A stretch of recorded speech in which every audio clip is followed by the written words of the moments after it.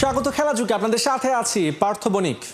শ্রীলঙ্কার জন্য গলা ফাটানো টাইগাররাই এবার লঙ্কানদের ঘায়াল করতে মরিয়া। Pace bowling coach Shaun Tait বলছেন জয় দিয়ে শুরু করতে চান এশিয়ান কাপের সুপার 4। টেটের বিশ্বাস দুবাইয়ের পিচে গেম চেঞ্জার হতে পারেন মোস্তাফিজ। শনিবার রাত 8:30টায় লঙ্কা বাংলা ক্ল্যাশ। দুবাই থেকে সাইফুল রূপকের রিপোর্ট। এশিয়ার দ্বিতীয় সেরা দলই এশিয়া কাপ থেকে হাওয়া। রশিদ নবীরা কোথায়? টাইগারদের থাবায় কুপোকাত। এশিয়া কাপ থেকে ছিটকে গেছে ওরা। পাকিস্তানি এক সাংবাদিক বাংলাদেশের প্র্যাকটিস কভার করতে এসে ঠিক এইভাবেই রিপোর্টিং করছিলেন বা কথা বলছিলেন। সত্যিই তো বাংলাদেশ যেইভাবে আফগানিস্তানকে সবশেষ ম্যাচে হারিয়েছে, উড়িয়ে দিয়েছে, তাদের কনফিডেন্সটাও স্কাই হাই। পাশাপাশি সেই আফগানিস্তান পরের ম্যাচে শ্রীলঙ্কার কাছে হেরে, অর্থাৎ টাইগাররা শ্রীলঙ্কার জন্য দোয়া করেছে, প্রার্থনা করেছে কিংবা সাপোর্ট করেছে, সেই টাইগারদের আসলে সেইটা কাজে লেগেছে। বলা যায় শ্রীলঙ্কা দুর্দান্ত খেলে আফগানিস্তানকে উড়িয়ে দিয়ে বাংলাদেশকে নিয়েই সুপার 4-এ এসেছে। তবে বাংলাদেশ যাকে বন্ধু বলেছে একদিন পার হতেই তাকেই শত্রু ভাবছে, কারণ তাকেই হারাতে হবে, তাকেই আসলে ভেঙে চুরে দিতে হবে। দুবাই ইন্টারন্যাশনাল ক্রিকেট স্টেডিয়ামে বাংলাদেশ শ্রীলঙ্কা সুপার 4-এর প্রথম ক্ল্যাশ। টাইগার শিবিরা এক্সপেক্ট করছে যে দুবাই ইন্টারন্যাশনাল ক্রিকেট স্টেডিয়ামে শ্রীলঙ্কার খারাপ দিন, বাংলাদেশ বেটার ক্রিকেট খেলেই জয় দিয়েই শুরু করবে এশিয়া কাপের super 4। The good thing is we can just focus on what we are doing, and I'm sure Sri Lanka the same because we know each other fairly well. Sri Lanka এই টুর্নামেন্টে যেভাবে দুর্দান্ত খেলছে, ওরা 2022-এর চ্যাম্পিয়ন, এই টুর্নামেন্টে বর্তমানে আনবিটেন। এই দলটার বিপক্ষে টাইগাররা কি জয় পাবে? কে এক্স ফ্যাক্টর হতে পারে?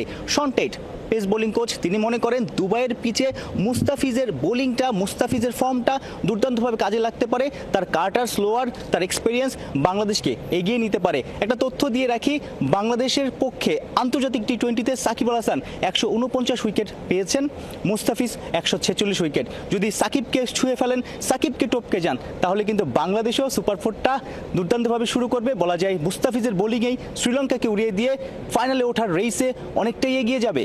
I think with the Fizz, if he's in an environment where he's happy, I think he will perform well. He's obviously a big player for our team. দুবাইতে লঙ্কা বাংলা ক্ল্যাশের আগের দিন টাইগারদের চনমনে আত্মবিশ্বাসী লেগেছে, সবার মাঝে জেদ দেখা গেছে ভালো করার। তবে একটা বিষয় ঘুরপাক খাচ্ছে, অনেক বেশি আলোচনা হচ্ছে, শ্রীলঙ্কার বিপক্ষে দুবাইয়ের পিচে পঞ্চম বোলার কে হবে লিটনদের? সবশেষ ম্যাচে আবুধাবিতে আফগানিস্তানের বিপক্ষে পঞ্চম বোলারের সেই ঘাটতিটা কিন্তু দেখা গেছে। জেনুইন 4 জন বোলার নিয়ে খেলেছিল টিম বাংলাদেশ। পঞ্চম বোলারের 4 ওভারের কোটা পূরণ করেছিল শামীম এবং সাইফ হাসান। ওই 4 ওভারে কিন্তু 55 রান হয়েছে। এখন প্রশ্ন জাগতেই পারে, আবারও কি সেই অকেশনাল বোলারদের উপরে ভরসা রাখবে শ্রীলঙ্কা? প্রতিপক্ষ তারা কিন্তু দুর্দান্ত ছুটছে, তাদের batting order, top, middle, finishing সব জায়গায় দুর্দান্ত। তাদের বিপক্ষে আরও একজন জেনুইন বোলার অবশ্যই দরকার টিম বাংলাদেশে, সেটাই এখানে আলোচনা হচ্ছে। সেই জায়গাটাতে যতটুকু আজ পাওয়া গেছে প্র্যাকটিস দেখে, সোহান, জাকির আলী, শামীম পাটোয়ারি, 3 জনের মধ্যে যে কোনো একজনকে হয়তো ড্রপ দিয়ে পিচ বুঝে শেখ মেহেদি কিংবা তানজিম সাকিব যে কোনো একজনকে নেওয়া হতে পারে বেস্ট 11-এ। সাইফুল রূপক, 71, দুবাই, আরব আমিরাত। এশিয়া কাপের সুপার 4-এ টাইগাররা বাজিমাত করতে পারবে কি? খালেদ মাহমুদের বিশ্বাস ফাইনালে খেলবে টিম টাইগার্স। শ্রীলঙ্কার বিপক্ষে একাদশ কেমন হওয়া উচিত? হৃদয় আর জাকেরের হলোটা কি? সবকিছু নিয়ে সাবেক টাইগার ক্যাপ্টেন খালেদ মাহমুদ সুজনের বিশ্লেষণ নাইসান বিন জোসেমের রিপোর্টে। বাংলাদেশ শ্রীলঙ্কার রাইভালিটার শুরু 2018 সালে নিদাহাস ট্রফিতে। সেই নাগিন ডান্স নিশ্চয়ই মনে আছে। বাংলাদেশ এবং শ্রীলঙ্কার সেই দূরত্বটা অল্প সময়ের জন্য, দুদিনের জন্য হলেও কমে গিয়েছিল। নিশ্চয়ই আপনাদের মনে আছে সেই নিদাহাস ট্রফিতে বাংলাদেশের ক্রিকেটাররা কিভাবে আসলে নাগিন ডান্স দিয়েছিল এবং যেটা একদম বিখ্যাত হয়ে গেছিল। সুজন ভাই তখন ছিলেন, কিন্তু দারুণ একটা ডান্স আমরা দেখেছিলাম সুজন ভাইয়ের কাছ থেকে। সুজন ভাই, কালকে আপনি কি শ্রীলঙ্কাকে সাপোর্ট করেছিলেন মনে মনে? ডেফিনেটলি, মানে এন্ড অফ দ্য ডে আমরা চাই যে বাংলাদেশ খেলুক, মানে সেটা তো সবচেয়ে বড় কথা। শ্রীলঙ্কাকে আমরা সাপোর্ট করেছি, আবার অল্প সময়ের মধ্যে শ্রীলঙ্কার প্রতিপক্ষ হয়ে যাচ্ছি আমরা। শ্রীলঙ্কার সঙ্গে শুরু সুপার 4-এর লড়াইটা কেমন হবে মনে হচ্ছে আপনার কাছে? বাংলাদেশ প্রথম স্টেজে শ্রীলঙ্কার সাথে হারলো, যেটা আমার ছোট্ট একটা অবজারভেশন, যেটা আমি চিন্তা করছিলাম যে তাসকিন কেন খেলবেন ওই ম্যাচে। দ্যাটস ভেরি ইম্পর্টেন্ট বিকজ আমাদের ওই ম্যাচটা খুব ইম্পর্টেন্ট ম্যাচ ছিল না, টু কোয়ালিফাই। তো আমার মেইন বোলারকে আমি কেন ব্রেক দেবো? যদি এরকম হতো যে হ্যাঁ, আমি যেহেতু ব্যাক টু ব্যাক তাসকিনকে খেলাতে চাই, চাই না, তাহলে আমার হংকংয়ের সাথে তাসকিনকে খেলানো উচিত ছিল না। লাস্ট ম্যাচের কম্বিনেশন ওয়াজ মানে আমরা যদি 5টা বোলার নিয়ে T20 খেলবো না, দ্যাটস ভেরি ডিফিকাল্ট। মানে এটা সত্যি চিন্তা করা ডিফিকাল্ট, কারণ আপনি T20 এসে বোলার্স যে গেম, এখানে বোলাররা ভালো না করলে আপনি ম্যাচ জিতা ইজ ডিফিকাল্ট। আমরা ব্যাটিংকে স্ট্রং করতে গেলে আমাদের বোলিং দুর্বল না হয়ে যায়, কারণ আপনি যতই 160-70 করেন, আপনার ভালো বোলিং না থাকলে কিন্তু আপনি রান ডিফেন্ড করতে পারবেন না। আপনাকে বিলিভ করতে হবে যে আপনার ব্যাটসম্যানরা কি ক্যাপেবল টু প্লে দ্য 20 ওভার্স। 120 বল খেলার জন্য আমি 7-8টা ব্যাটসম্যান ব্যাটিং করানো আমার মনে হয় না খুব একটা যুক্তিসঙ্গত। 5টা বোলার এবং তাসকিন অবশ্যই খেলা উচিত এই নেক্সট ম্যাচে শ্রীলঙ্কার সাথে। সুপার 4-এ শুধুমাত্র শ্রীলঙ্কা না, আমাদের ভারতের সঙ্গে খেলা থাকবে, পাকিস্তানের সঙ্গে খেলা থাকবে। সো ওভারঅল সুপার 4-এ বাংলাদেশের আসলে আপনি সম্ভাবনাটা কেমন দেখছেন? আমি প্রথম থেকে বলছিলাম যে বাংলাদেশ টপ 2-তে থাকবে, ফাইনাল খেলবে। আর ওই ফাইনালের দিন কি হয় এটা আমি বলতে পারবো না। এটা থেকে India as you said very শক্তিশালী দল, মানে এই ফরম্যাটে ওরা সত্যি কথা শক্তিশালী দল। But end of the day আবার 20 ওভারের খেলা এনিবডিজ ডে হইতে পারে না। আপনি যদি ভালো খেলে, আমাদের বেস্ট ক্রিকেট খেলি, we are capable to beat anybody. আসলে আপনি একদম ছোটবেলা থেকে তাওহিদ হৃদয়কে দেখেছেন, তার উঠে আসার পিছনে আপনার একটা বড় ভূমিকা আছে। সাম্প্রতিক সময় তার ব্যাটিং অ্যাপ্রোচ নিয়ে অনেক বেশি কথা হচ্ছে।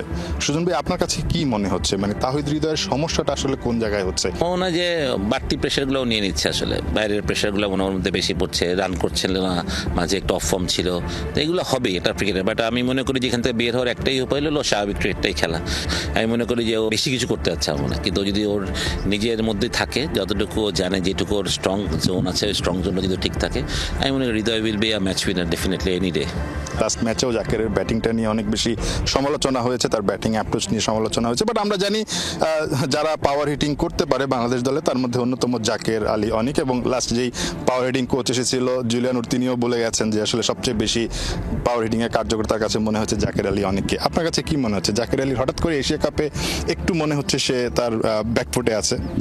আমার মনে হয় এই যে কোচ যে কমপ্লিমেন্ট করে গেছে জাকির সবচেয়ে অ্যাগ্রেসিভ, আমাদের 6 মারতে পারে, এই কথাটাই আমার মনে ঠিক হয়নি। আমার মনে হয় এটা থেকে জাকির খালি 6 মারতে যাচ্ছে।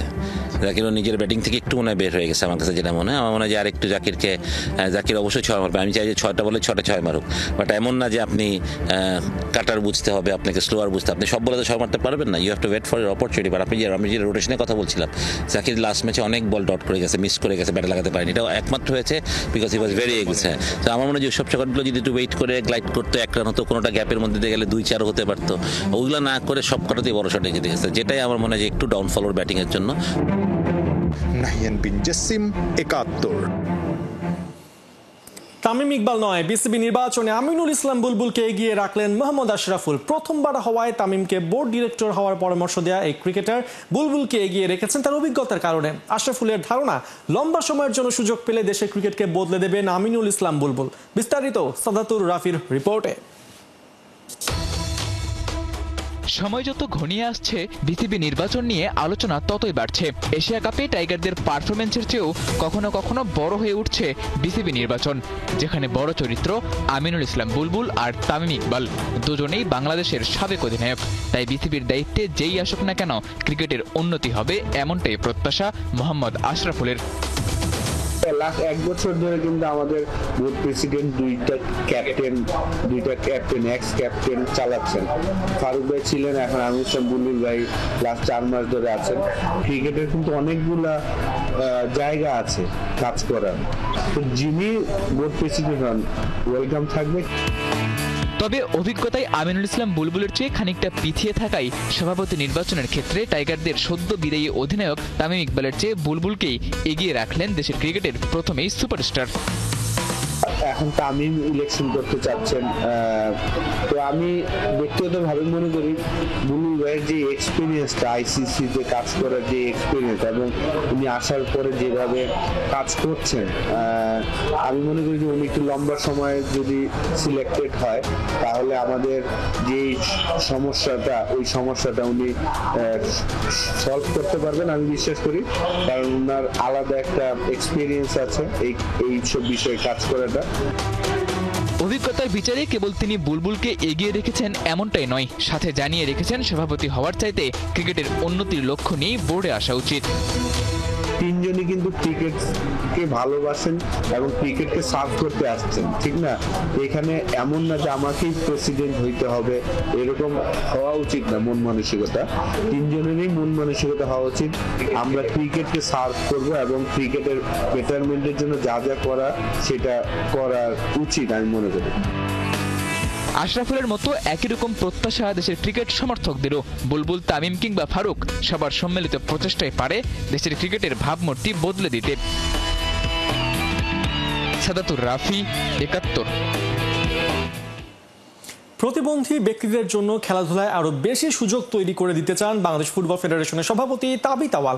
সমাজের পিছিয়ে পড়া এই জনগোষ্ঠীকে আর বৈষম্যের শিকার হতে দেয়া হবে না। তারা যেন খেলাধুলায় অংশগ্রহণের যথেষ্ট সুযোগ পায়, সেই সঙ্গে নিশ্চিত হয় কর্মসংস্থান। সকালে এক কর্মসূচিতে প্রতিবন্ধী ব্যক্তিদের সঙ্গে সময় কাটিয়ে এসব কথা বলেন বাফুফে সভাপতি। বিস্তারিত হাসান সজীবের রিপোর্টে।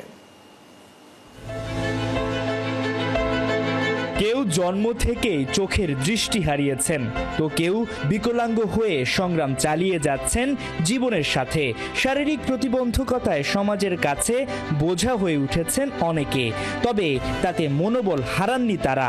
উল্টো শান্তি প্রতিষ্ঠায় জড়ো হয়েছেন এক ছাদের নিচে। বাংলাদেশ প্রতিবন্ধী কল্যাণ সমিতির উদ্যোগে প্রথমবারের মতো শান্তি প্রতিষ্ঠাকারী প্রতিবন্ধী প্রবক্তা প্রশিক্ষণে অংশ নিয়েছেন এই মানুষগুলো। আর তাদের এমন ব্যতিক্রমী কর্মসূচিতে হাজির বাংলাদেশ ফুটবল ফেডারেশনের প্রেসিডেন্ট তাবিথ আউয়াল। শুনতে চান প্রতিবন্ধী ব্যক্তিদের সংকটগুলো। আমরা সবসময় বিশ্বাস করি যে শুনতে হয় মানুষকে। যদি আমরা না শুনি তাহলে আসলে সমস্যাটা কি বা সমাধানের যাত্রাটা কি বা আমাদের অপরচুনিটি কি, সম্ভাবনাগুলো কি, সেগুলো কিন্তু বোঝা অ্যাবসলিউটলি নট পসিবল। দেশের ফুটবলের অভিভাবক ও বিএনপির অন্যতম তরুণ এই নেতাকে কাছে পেয়ে যেন আকাশের তারা পেয়ে বসেন প্রতিবন্ধী ব্যক্তিরা। কথা বলতে কষ্ট হলেও, চোখে দেখতে না পেলেও যেন হৃদয় দিয়ে অনুভব করছিলেন তাবিথ আউয়ালকে। বাফুফে বসও কাউকে নিরাশ করেননি। দেশের খেলাধুলায় প্রতিবন্ধী ব্যক্তিদের সুযোগ সুবিধা নিশ্চিত দিয়েছেন আশ্বাস। আপনাদেরকে বা আপনাদের মতো অন্য অন্য যারা কলিগরা আছেন তাদেরকে যদি আমি বঞ্চিতই রাখি, তো আমরা কি স্পোর্টসম্যান হলো বা আমাদের কি স্পোর্টসম্যান বা টিম বিল্ডিং মেন্টালিটি হলো? তো কোনো জনগোষ্ঠীকে বাইরে রাখা যাবে না, সবাইকে অন্তর্ভুক্ত করে আমরা ক্রীড়াকে আগে এগিয়ে নিতে চাই, সেটা ফুটবলের ক্ষেত্রে হোক, আমরা বললাম ক্রিকেটের ক্ষেত্রেও। শত বাধা থাকলেও ওরা যেমন কেউ কাউকে ছেড়ে দিচ্ছে না, চলছে একসাথে, তেমনি বাফুফে বসও চান সবাইকে নিয়ে পথ চলতে। প্রতিবন্ধী ব্যক্তিদের খেলাধুলায় সুযোগের পাশাপাশি কর্মসংস্থান তৈরি করে দিতে বদ্ধপরিকর তাবিথ আউয়াল। বাংলাদেশ জাতীয় দলের সাইড থেকে আপনারা জানেন যে আমাদের ভারপ্রাপ্ত চেয়ারম্যান তারেক রহমান সাহেব নিয়মিত বলে যাচ্ছে যে শান্তি এবং একটি ডেমোক্রেটিক পরিবেশ বাংলাদেশকে তৈরি না করতে দিলে এই দেশটা কিন্তু সামনে থেকে এগিয়ে যেতে পারবে না। সেই জায়গাতে আমরা কাজ করে যাচ্ছি। অফকোর্স আমি সবচেয়ে বেশি গুরুত্ব দিতে চাচ্ছি যে আমাদের স্পোর্টসে আমরা সবসময় মনে করি খেলোয়াড়ের বাইরেও কিন্তু অনেক স্পোর্টসম্যান অবদান থাকে, টেকনিক্যাল অ্যাসিস্ট্যান্স লাগে, ভিডিও অ্যানালাইজার্স লাগে। সেই জায়গায় তো আমি গুরুত্ব দিব যে ওনারা যেন সেই সব জায়গায় কর্মসংস্থানে যোগদান দিতে পারেন।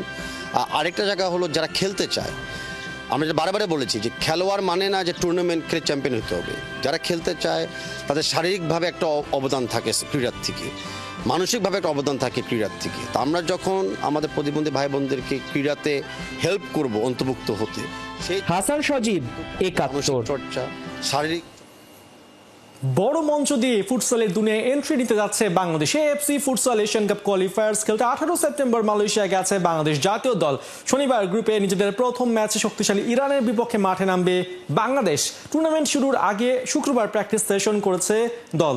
বিদেশি কোচের অধীনে নিজেদের সর্বোচ্চ প্রস্তুতি নিয়েছে বাংলাদেশ। দলের ক্যাপ্টেন রাহবার ওয়াহিদ খান স্কোয়াডের সবচেয়ে বড় নাম। ফুটসলের দুনিয়ায় নবীন বাংলাদেশের কাছে প্রত্যাশা খুব বড় রাখা কঠিন। তার চেয়েও কঠিন প্রথম ম্যাচের প্রতিপক্ষ ইরান। এই টুর্নামেন্টের 13 বারের চ্যাম্পিয়ন, কিন্তু বাংলাদেশ ক্যাপ্টেনের মুখে অন্য সুর। We're very lucky to play first game with Iran because we want to play with the best in the group, and that will set the standard of where we should play the next two games. And our players are strong, brave, they're preparing well, and they are very excited. I would say they're very excited to compete. নেপালকে হারিয়ে শ্রীলঙ্কাকে চোখ রাঙাচ্ছে বাংলাদেশ দল। সাফ অনূর্ধ্ব-17 চ্যাম্পিয়নশিপে জোড়া জয়ের খোঁজে আরিফ ইকরামুলরা। জুম্মার নামাজ পড়ে অনুশীলন করেছে লাল সবুজরা। স্বাগতিকদের হারাতে নিতে হচ্ছে কঠিন প্রস্তুতি। প্রথম ম্যাচে নেপালকে হারানোর পর বাংলাদেশের নজর শ্রীলঙ্কার দিকে। রবিবারের ম্যাচে ওদের হারাতে পারলে গ্রুপ চ্যাম্পিয়ন হয়ে সেমিফাইনাল খেলবে বাংলাদেশ। সে লক্ষ্যে শ্রীলঙ্কার বেদেকানা ফুটবল কমপ্লেক্সে কঠোর অনুশীলন করেছে আরিফরা। প্রথম ম্যাচ জয় দিয়ে শুরু করায় দারুণ আত্মবিশ্বাসী ওরা। তবে নেপাল ম্যাচ থেকে শিক্ষা নিয়ে আরো ভালো করার কথা জানিয়েছেন মিডফিল্ডার আরিফ। আমরা নেপালের সাথে সবাই সুস্থভাবে ম্যাচ উইন করেছি। খুবই গুরুত্বপূর্ণ একটি ম্যাচ ছিল এবং আমরা সেটার কারণে সেমিফাইনালে এক ধাপ এগিয়ে আছি। তো আমাদের সেই পরিকল্পনা অনুযায়ী সেকেন্ড ম্যাচ আমাদের শ্রীলঙ্কার সাথে। তো শ্রীলঙ্কার সাথে ম্যাচটি আমাদের কোচ দেখেছেন, তো সেই অনুযায়ী পরিকল্পনা সাজাচ্ছেন। তো আমাদেরকে সেভাবে ডিরেকশন দেওয়া হচ্ছে, সেভাবে আমরা যাচ্ছি। আর আমাদের রিকভারি সেশন ছিল, আর সাবস্টিটিউট যারা ছিল তাদের আজকে ফুল সেশন এবং আমরা আইসবাথ করেছি। তো আমরা পরের সেশন নিয়ে খুবই মনোযোগী এবং আমরা ইনশাল্লাহ পরের ম্যাচ জয় করে গ্রুপ চ্যাম্পিয়ন হয়ে যেতে চাই সেমিফাইনালে। গতকালকে আমরা নেপালের বিপক্ষে জয়লাভ করছি। 7 সপ্তাহ আমরা অনেক হার্ডওয়ার্ক করছি। আমরা কোচের যে ইয়া ছিল পরিকল্পনা, সেইটার অনুযায়ী আমরা কালকের ম্যাচটা জয়লাভ করছি। আমাদের সামনে শ্রীলঙ্কা ম্যাচ আছে, এটা ইনশাল্লাহ ভালো করলে আমরা সেমিফাইনালের দিকে এগিয়ে যাব। চ্যাম্পিয়নশিপে এবার দুই তারকার মহা লড়াই। একদিকে মাঠে হামজা চৌধুরী, অন্যদিকে ডাগআউটে ফ্র্যাঙ্ক ল্যাম্পার্ড। শনিবার কিংস পাওয়ার স্টেডিয়ামে মুখোমুখি হচ্ছে লেস্টার সিটি আর কভেন্ট্রি, যা M69 ডার্বি নামে উত্তেজনা ছড়াচ্ছে দুই শিবিরেই। বিস্তারিত রিপোর্টে। একটা 3 লেনের রাস্তা, যে রাস্তার সাথে জড়িয়ে আছে ইংলিশ ফুটবলের ইতিহাস, যার সাথে এখন জড়িয়ে গেছে হামজা আর ফ্র্যাঙ্ক ল্যাম্পার্ড। M69 মধ্য ইংল্যান্ডের 25 কিলোমিটার এই হাইওয়ে যুক্ত করেছে ইংল্যান্ডের দুই শহর লেস্টার আর কভেন্ট্রিকে। তাই লেস্টার সিটি আর কভেন্ট্রি সিটির ফুটবলীয় দ্বৈরথের নাম হয়ে দাঁড়িয়েছে M69 ডার্বি। শনিবার সেই ডার্বিতেই মুখোমুখি হচ্ছে হামজার লেস্টার আর ইংল্যান্ডের লেজেন্ডারি ফুটবলার ফ্র্যাঙ্ক ল্যাম্পার্ডের কভেন্ট্রি। দুজনের তফাৎ, হামজা থাকছেন মাঠে আর ল্যাম্পার্ড কোচ হিসেবে কভেন্ট্রির ডাগ আউটে। চলতি চ্যাম্পিয়নশিপ পয়েন্ট টেবিলে 5 রাউন্ড এরই মধ্যে শেষ। এই মুহূর্তে 10 পয়েন্ট নিয়ে টেবিলের 4-এ আছে লেস্টার আর 9 পয়েন্ট নিয়ে 6-এ কভেন্ট্রি। ইন্টারেস্টিং ইস্যু, ফ্র্যাঙ্ক ল্যাম্পার্ডের অধীনে চ্যাম্পিয়নশিপে এখন পর্যন্ত 5 ম্যাচের কোনোটাই হারেনি কভেন্ট্রি। তবে 3টা ড্র তাদের ঠেলে দিয়েছে লেস্টারের পেছনে। অন্যদিকে 5 ম্যাচে 3 জয়, 1 ড্র আর 1 হারে ফক্সরা কিছুটা আপার হ্যান্ডে। 20 মাস পর আবারও লেস্টার কভেন্ট্রি মুখোমুখি হতে যাচ্ছে। চ্যাম্পিয়নশিপে শেষ 10 হেড টু হেডে মার্টি সিফুয়েন্তেসের দলই এগিয়ে। কভেন্ট্রির 2 জয়ের বিপরীতে লেস্টারের জয় 4টায়। বাকি 4 ম্যাচ হয়েছে ড্র। হামজাদের মুখোমুখি হবার আগে ল্যাম্পার্ড অবশ্য কিছুটা নির্ভার। তার দল গোল করেই চলেছে। 5 ম্যাচে প্রতিপক্ষের জালে ওরা গোল দিয়েছে 15টা। 5 গোল করে এই মুহূর্তে চ্যাম্পিয়নশিপে জয়েন্ট টপ স্কোরার ওদের ফরওয়ার্ড হাজি রাইট। 4 গোল করে যৌথভাবে 3-এ আছেন মিডফিল্ডার ভিক্টর টর্প। এদিকে গোল করতেই যেন খাবি খাচ্ছে লেস্টার। 5 ম্যাচে ফক্সরা প্রতিপক্ষের জালে বল জড়িয়েছে 8 বার। গোল খরার এই কারণও অবশ্য আছে। সবশেষ সামার ট্রান্সফারে যে 14 জন কিংস পাওয়ার স্টেডিয়াম ছেড়েছে, সেখানে 2 জন জেনুইন স্ট্রাইকারও ছিলেন।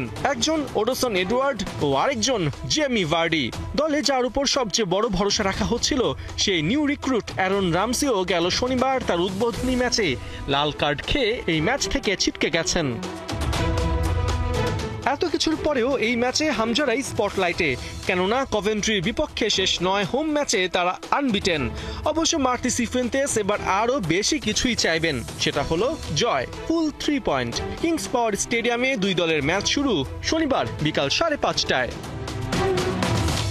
পার্থ বণিক, 71। এই ছিল এখনকার খেলা যুগে সরাসরি সংবাদ অনুষ্ঠান দেখতে চোখ রাখুন 71-এর ফেসবুক পেজে এবং সাবস্ক্রাইব করুন 71-এর ইউটিউব চ্যানেল। 71-এর সাথেই থাকুন।